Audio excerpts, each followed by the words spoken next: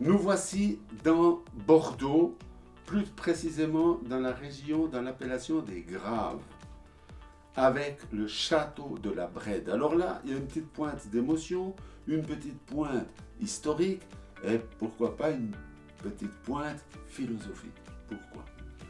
Parce que c'est dans ce château-là de la Brède qui est né en 1689 le grand philosophe Montesquieu, que tout le monde, enfin les étudiants ont étudié l'ouvrage qu'il a écrit là à la Brède, c'est-à-dire de l'esprit des lois.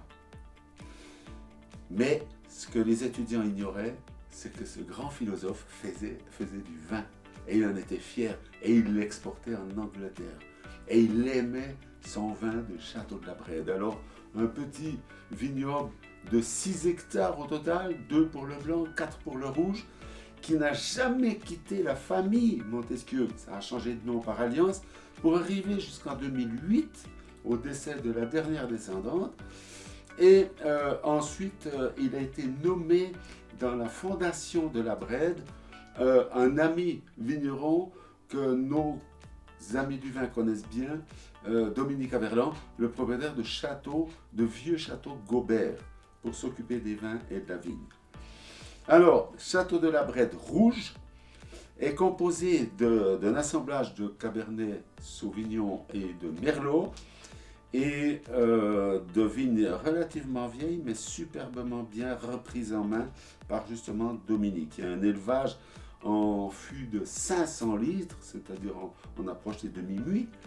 Et alors, il se distingue par une robe profonde, bien bordelaise, donc grenat pourpre profond, et des arômes. Alors c'est un somptueux bouquet, je dois vous le dire, ici avec des arômes de fruits noirs très mûrs, auréolés de notes grillées, d'épices, de pointes de poivre, de pointes de tabac, de cuir, enfin d'épices en général, d'épices relativement douces d'ailleurs, presque orientales. C'est incroyable, la bouche alors...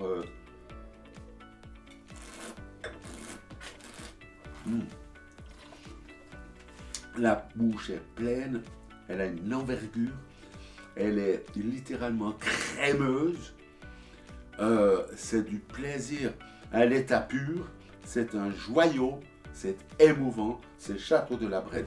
À servir évidemment sur des viandes rouges, notamment au cèpe, du bœuf, de l'agneau de Pauillac, tout près, extraordinaire, il ne faut pas l'oublier, et puis des fromages, etc. Mais extraordinaire.